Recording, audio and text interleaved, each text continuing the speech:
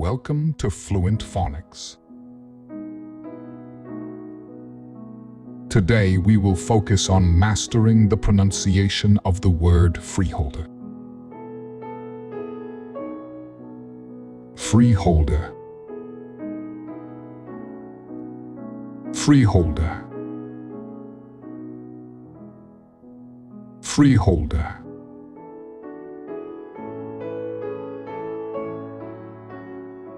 Here's an example of how one might use it in a sentence.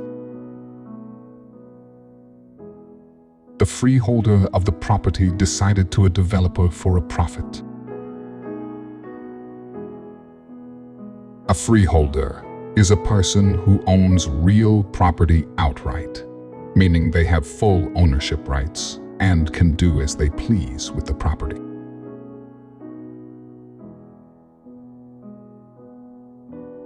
Thank you for your time. If you enjoyed this, please like and subscribe for further content.